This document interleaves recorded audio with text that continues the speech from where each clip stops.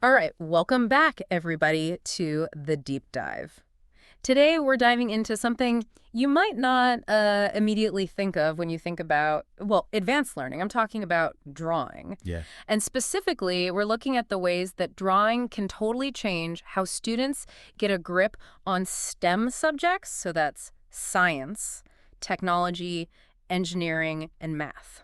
So I think it's interesting because when we think about traditional STEM teaching, Yeah.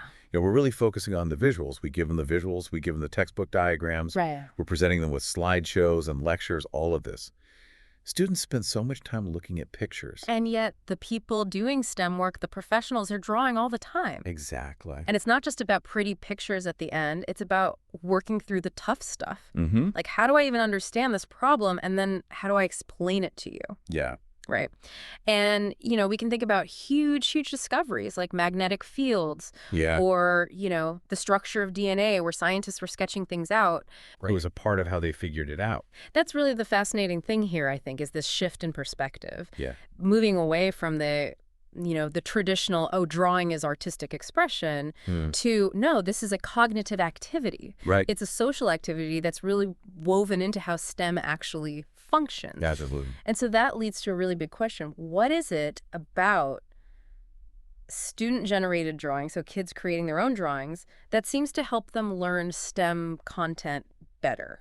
Okay, so the research we're looking at today really zeroes in on students creating these visual representations Right. of content and trying to learn the STEM material Yeah. through that. Yeah. So it's not about, motivation or just getting them to be creative or how to draw better. Exactly. Is it about, does drawing this stuff actually make them better at the STEM part of it? Right, right. And we're also not really looking at interpreting diagrams because that's a whole other thing. Yeah. And the review we're looking at covers all different ages of students, so elementary school, Yeah. all the way up through college. Absolutely. And one of the things that really comes out here is this emphasis on the idea of the student as an agent.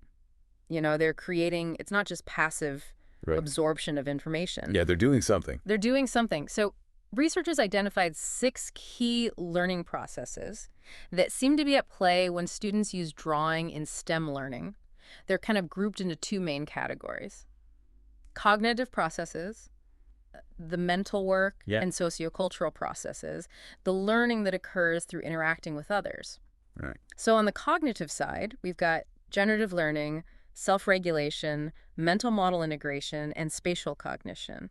And then when we look at the sociocultural side, there's mediated discourse and disciplinary practices. Okay, so lots of big words. Lots of big words. But we're gonna dig into what they mean. We're going to unpack them. So starting on the cognitive side, generative learning. Yeah. What's the basic idea there? So generative learning is really all about the active process of making sense of the material through drawing.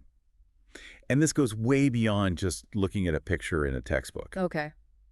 When you draw something, you have to make decisions. You have to figure out what's important, Right. how to organize it visually, and then you have to put those pieces together. Okay. You're actively constructing something, and that seems to be really important. Right. It's that active piece of it. It's not enough to just be shown it. You have to do something with it. Yeah, exactly. In fact, there are some studies that have shown that students who create their own drawings, they actually learn better than those who trace or copy. Right. So it's not even just moving your hand. It's deciding, what am I going to put on the page? Why? Mm-hmm. That's really interesting. So it almost sounds like it's similar to, other ways we get students to be active, like summarizing something you read. It's a really good comparison. And while some studies suggest that drawing can be as effective as or even better than some other constructive activities, it's not always like that. Okay. There are also studies that have shown that summarizing can be just as good. So it might just depend on what you're trying to learn. Right. Or what works for you as a learner. Yeah. Right. Yeah, exactly. Yeah, that's really interesting. And is this idea of being active through drawing, is that particularly helpful for those really complicated ideas in STEM? Oh, absolutely. Okay. When we look at assessments that are probing deeper conceptual understanding, we see bigger gains for those students who are drawing. Okay. And there's also some evidence that drawing might help students remember things better because, again, they're putting in that extra effort. Right. Right. And, we talk about active learning a lot. Yeah. That's a big theme on this show. It's like you can't just sort of sit there and hope that it soaks in. Right. Right. You have to do something. You have to make it happen. Exactly. But that effort, that mental effort, is there a point where it can actually hurt? You mentioned cognitive overload before. Yeah, it's a really good point. So while this extra effort can be great for learning, Yeah. if the student just gets overwhelmed, Yeah. it can actually backfire. Okay. If the task is too hard, if they don't have enough support, Right. their learning can be hindered rather than Okay. helped. And some studies have even shown that drawing, in some cases, can increase the mental demands more than just looking at a picture, for example. Right, right. Okay, so it's about finding the right level of challenge and the right support for each student.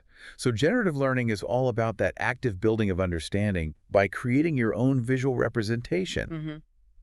Now, what about self-regulation? So how does drawing play into how students sort of manage their own learning process? Yeah, so self-regulation focuses on how students monitor, direct, and control their own learning. And the research that's looking at drawing within this framework is really trying to figure out if creating these visuals can help students become more aware of what they do and don't understand. Okay. So it's almost like drawing externalizes their thinking. It makes it more visible Right. so they can see, oh, here's what I know, and maybe, oh, here's where I'm not so sure. Right, right. And then that can help them figure out, okay, what do I need to do next? So the drawing is almost like a checkpoint Exactly.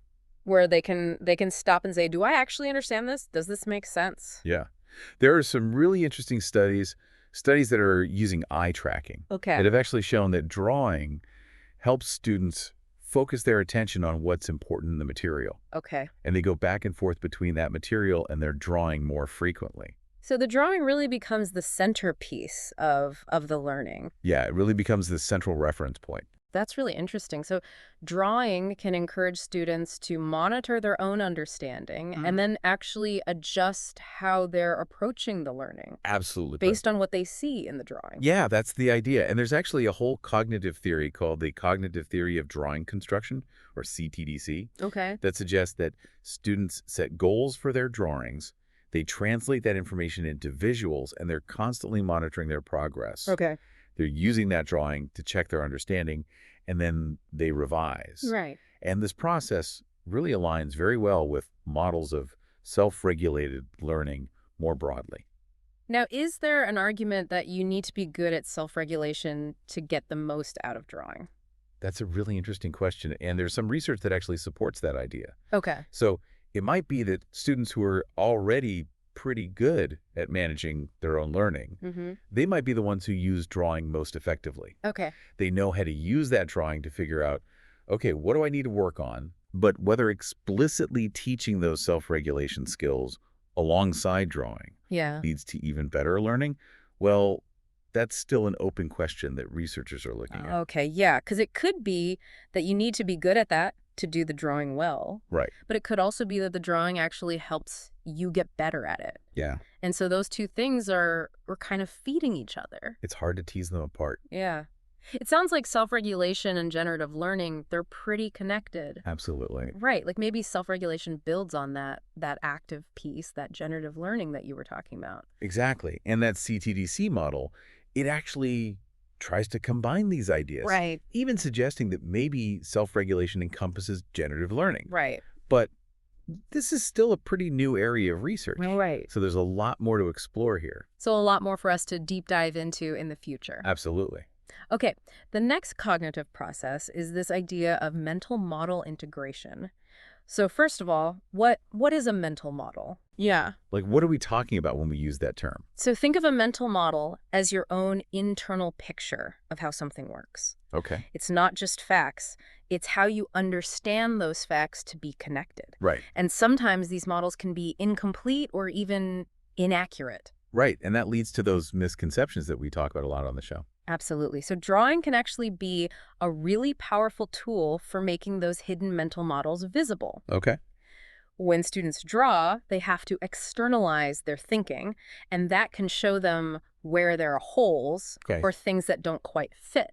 And this might happen even if they can answer multiple choice questions correctly. Right, right. So drawing is a way to go deeper than just, can you spit back the facts? Exactly. Can you actually show me that you understand how this works? Mm-hmm. Okay, so drawing helps to bring those hidden problems to the surface. Yeah. How does that integration piece happen? How do you actually get from that, I'm drawing something that's not quite right, to, oh, now I'm getting closer? So it looks like it's a combination of generative learning and self-regulation, Okay. right? So when a student is drawing, they're actively choosing what to include, they're organizing the information, and that brings their existing mental models to the forefront. Okay. They have this visual representation, they can look at it Right. and compare it to new information or to an expert's model. Okay. And that helps them see, okay, where does my understanding differ and what do I need to change? Okay. So it's not just enough to be shown the correct answer. Yeah, that's a key point. You have to work through it yourself first. Exactly. There's research that suggests that just giving someone a correct model, it doesn't always lead to real change. Okay. They need to wrestle with their own understanding first, and then they can compare. So drawing is a way to get them to wrestle with it. Yeah.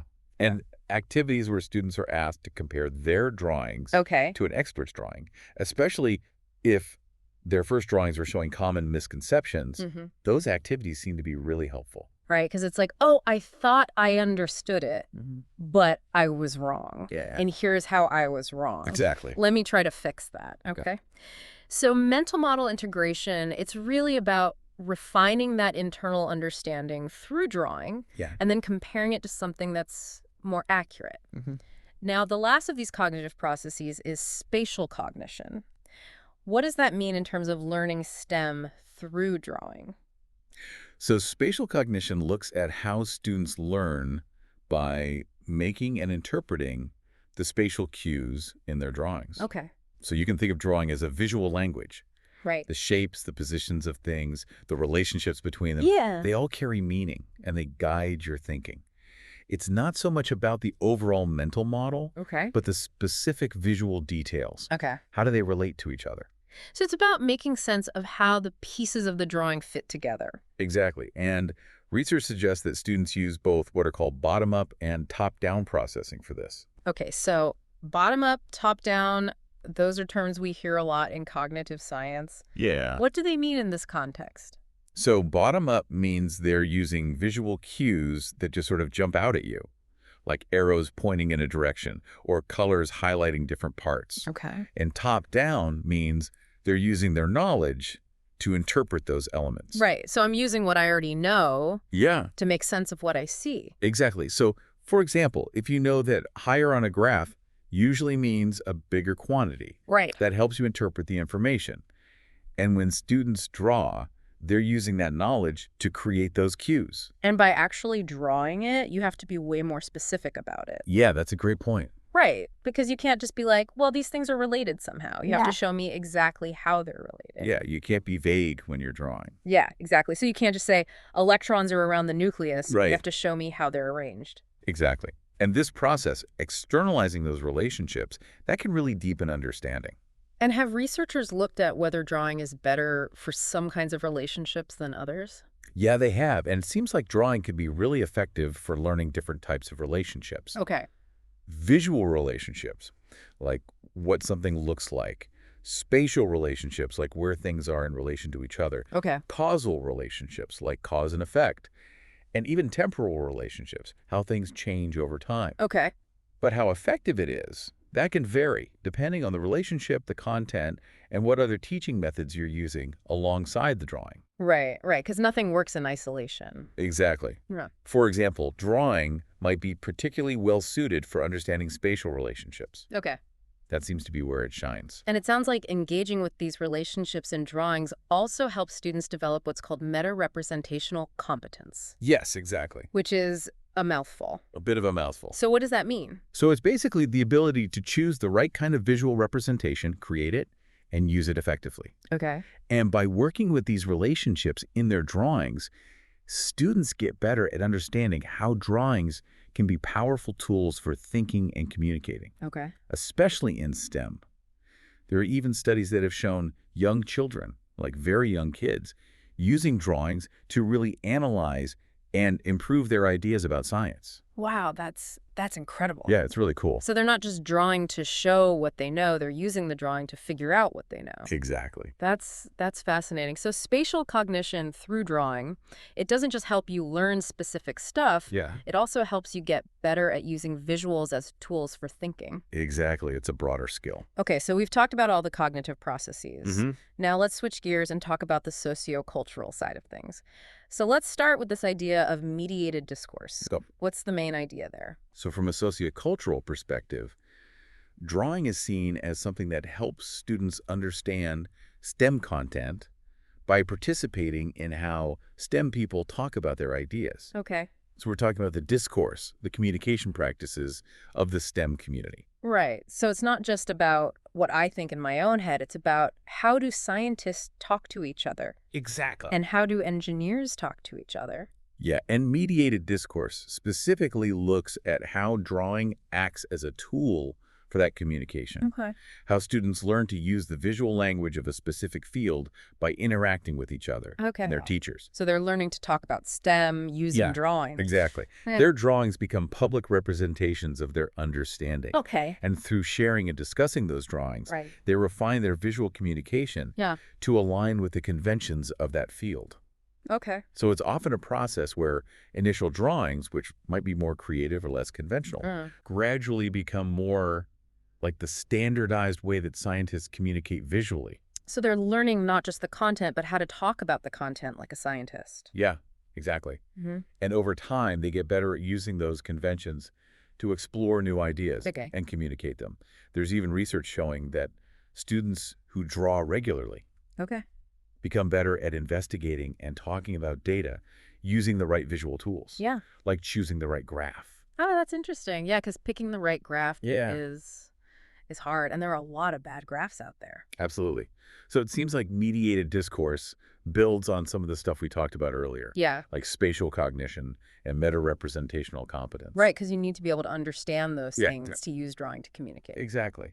But it adds this social layer, right? Yeah. It's about communicating with others, not just making sense of things for yourself. Okay. And the last one is disciplinary practices. Yeah. What's that all about? So disciplinary practices, this is where we look at how drawing is actually used in STEM fields. Okay. It's not just about communication, it's about doing the work. Okay. It's about observing patterns, building models, solving problems, and communicating those ideas to others. Right. So it's about thinking like a scientist or an engineer by using drawing the way they would use it. Yeah, it's about, okay, how do professionals in these fields actually use drawing? Yeah. And how can we get students to do the same? So it's not just a classroom activity, it's about connecting it to the real world. Yeah.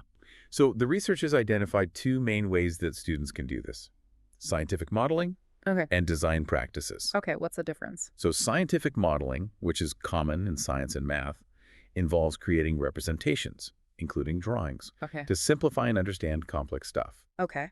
Students might draw to record what they see, to figure out a process, to evaluate models, or to put together information from different places. And they usually start with a drawing, explore the concept, see what works and what doesn't, and then they revise it as they learn more. Oh, okay. It's a process. Okay, so what about design? How is that different? So design practices, you see this more in engineering and technology. Okay. It also involves making and improving representations, Yeah. both in drawings. Okay. But the main goal here is to solve a problem or create something new. Okay. And it often goes in the opposite direction from scientific modeling. Oh, interesting. Instead of starting with observations and moving to an abstract representation, Okay. design often starts with an idea, an internal concept, Okay. that's then turned into a sketch. Okay. And that sketch is then evaluated against real-world limitations, Okay. like how much will it cost, Yeah. what materials do we have, will it actually work, Right. and then it's revised and refined Mhm. to get to a real workable solution. So in both cases, it's about getting students to draw in ways that reflect how professionals use drawing. Yeah, and this means learning how to move between real-world objects, abstract ideas, and their own internal representations, Right. depending on the practice. Okay. So in scientific modeling, they might start with very concrete drawings and move towards more abstract ones Okay. that capture the key features. Okay. And in design, it might be the other way around, Okay. from abstract ideas to more detailed, buildable designs. And it sounds like this builds on everything else we've talked about. Absolutely. Right, like the mediated discourse, being able to communicate those ideas, Hmm. and all those cognitive processes we talked about earlier. Like, Yeah, you need all of that exactly. to be able to use drawing in these more sophisticated ways. Right. You need to be able to talk the talk Right. and think the thing. Yeah. So, for example, if you're revising a model based on new data, Yeah. you might have to access your prior knowledge, see if it still fits, Right. and be able to interpret the relationships in the drawing. Yeah. Okay, so we've covered a lot of ground here. We have. We've got these 6 learning processes: generative learning, self-regulation, mental model integration, spatial cognition, mediated discourse, and disciplinary practices. Yeah. And as we've said, these aren't totally separate things. No, they're interconnected. They work together. They do. Researchers sometimes show them as like stacked circles, Yeah. right? Where the broader ideas form the base Mhm. and the more specific processes build on top. Yeah, and generative learning is often seen as that foundation. Right, that's that active piece. Exactly. You can't do any of the other stuff unless you're actively engaged in the first place. Right. So the stacked circles idea, it's a good way to visualize this, right? Mhm. To see how the more specific processes Yeah. often involve those broader processes as well. Right. So if you're doing something like scientific modeling or design, Yeah. you're probably also engaging in generative learning, self-regulation, mental model integration, Yeah. spatial cognition, and mediated discourse. To different degrees, Yeah. depending on what you're doing. Exactly. Now, based on all of this, the research also gives us some really practical ideas for how to design good drawing activities for STEM. Yeah. And these ideas seem to fall into 3 main categories. Mm-hmm. One is about engaging students with their own mental models. Yeah. Another is about engaging them with that disciplinary discourse, the ways that scientists and engineers talk to each other. Right. And the last one is about engaging them with the drawings themselves. Yeah. So let's start with mental models. What are the key recommendations there? So when you're trying to get students to really engage with their own mental models through drawing, Yeah. the research emphasizes constructive engagement with multimedia or complex visual spatial content. Okay. So it's about getting them to actively build their understanding through drawing, not just passively receiving information. Okay. And it's also important to reduce cognitive overload. Right. Don't make the task too complicated so they can focus on the main ideas. There- Strip it down to the essentials. Exactly. And then encourage them to compare their own mental models, as shown in their drawings, Right. to those expert models. Right. Get that contrast going. Yeah. Okay. And give them specific feedback Right. to help them with that self-regulation. Okay. So it's about making that internal understanding visible. Yeah. And then giving them the support they need to refine it. Mm-hmm. Okay. So what about engaging them with the disciplinary discourse? Okay. So here, the focus is on recognizing drawing as a tool for communication and problem solving in the STEM community. Okay. So let them invent and revise their own drawing conventions. Okay. They can do this individually, they can do it together, just like how those conventions develop in the real world. Okay. And the main goal is to use drawing not as the final product, Okay. but as a way to communicate and solve problems like scientists and engineers do. So it's about learning that visual language and using it to talk about STEM. Exactly. Okay, and then the last one, engaging them with the drawings themselves. Yeah. So for this one, you need to think carefully about the relationships you want them to learn. Okay. Visual features, spatial arrangements, cause and effect, sequences of events, whatever is important for the content. Okay. And design tasks that emphasize those relationships. Okay. Get rid of anything that's distracting, anything that's irrelevant. Right. Make sure those key cues stand out. Right. Give them feedback on their drawings. Okay. Guide their attention to what matters. Okay. And encourage them to create multiple drawings over time. Okay. That helps them improve their skills Yeah. and see the content from different angles. Right. So it's about practice and iteration, Yeah, just like in the real world. absolutely. So we're being really intentional about the kind of thinking we want to promote, Mhm. and we're giving them the support they need to develop those skills. Exactly.